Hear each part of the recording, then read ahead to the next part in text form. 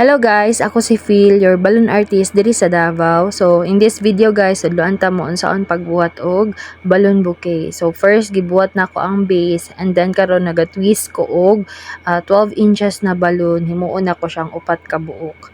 Ayan. And then naghimo po ko para sa pikas and gi-join lang nako siya gamit ang 260 na balloon. Tapos next, i-connect na to ang ato ang centers nga sa atong bouquet which is ang atong happy birthday. So ako lang na siyang gibutangan og kanang scotch tape guys pang extension and then gihikot na to og 260. And then usually sa likod ko butang sa ato ang nagahikot sa ato ang 260 aron dili ko maglisod. So depende na sa inyo sa inyong preference. And then, ayuson dayon nato para mahimo siya, mabutang siya sa center. Next guys, nagbutang po ta og star nga 10 inches. So, gibutang nako siya sa side sa ato ang balloon bouquet. So, mapod na purpose sa ato ang gihimo nga mini nga balloons. So, para dito na to i-connect ang atong ubang mga details sa ato ang bouquet.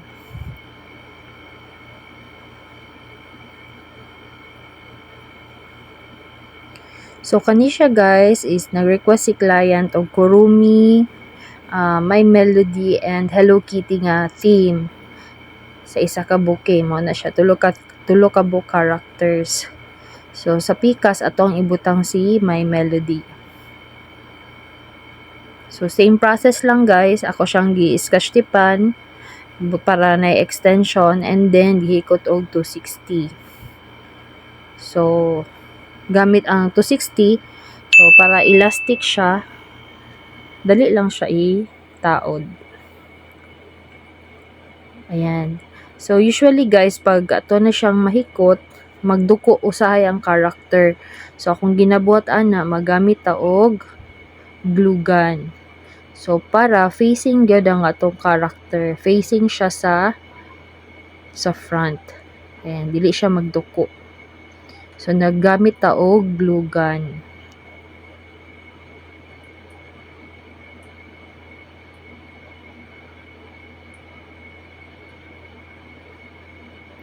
Okay, next guys, magbutang po tag star sa taas para mapatong na to ang number 6. Dili siya hanging. So, gamit gyapon ta og glue gun. And then, butang na to una ang star bago ang number. In that way, stable siya, na siya kapatungan. Dili hanging ang imuhang balloon sa taas. So, dapat naagyod siya support sa baba. So, gamit jud kay nako ni mga mini balloons labi na ang star guys sa akong pagbuhat og bouquet. And then dili nako siya kanang igo ang center sa iyahang foil. So sa side jud ko na para maiwasan jud ang mahiyos ang balloon.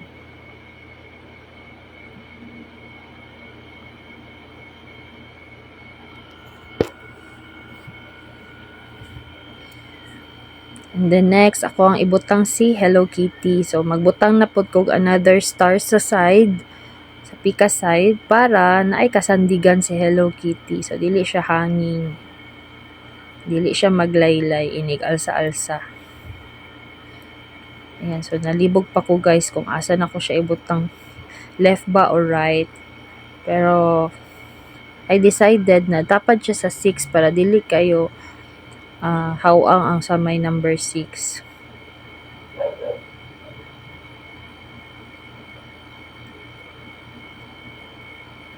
And then nabutang lang ko mga fillers dira guys, katong mga balloons nato na twisted nato.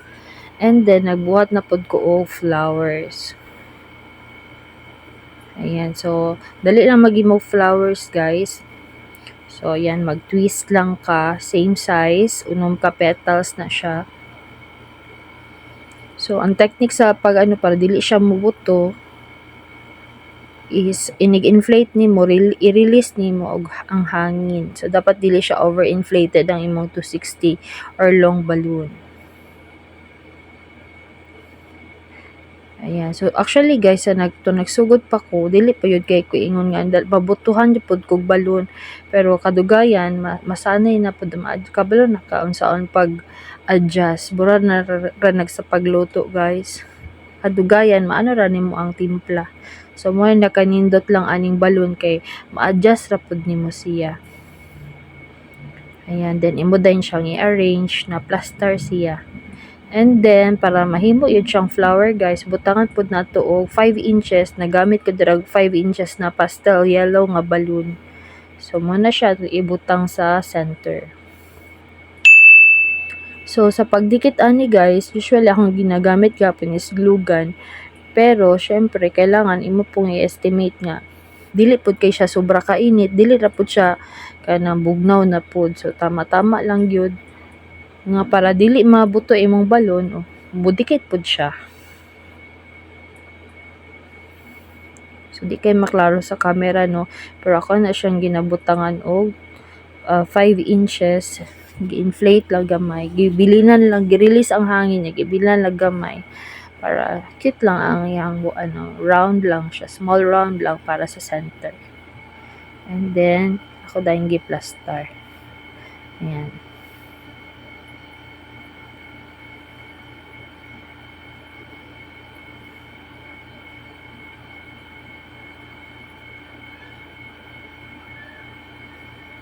Next, since wala tay meaning nga kurumi, nagamit ta og printed na character. Ayan. So, dira na to siya gibutang aron ma-occupy pud niya ang space. So, duha ka buok printed ako ang gigamit ani guys. So, dira sa may center na ko ibutang isa ka printed. Ayan, kauban si May Melody. So, usually guys, pag wala ko'y character, printed ako ang ginahimo. Good thing, available si Hello Kitty o si My Melody. So, at least, isa lang kabo character ang printed.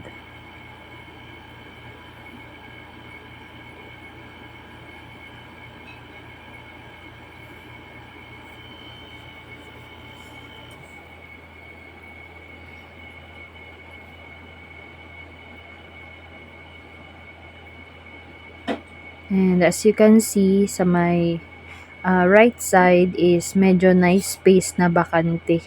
So, I decided na mag-add og additional na flower.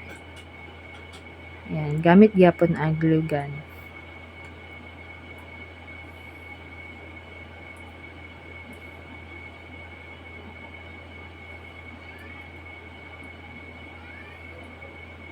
And that's it guys, finish na ta. So, butangan na lang nato nagpangalan dira. Thank you for watching.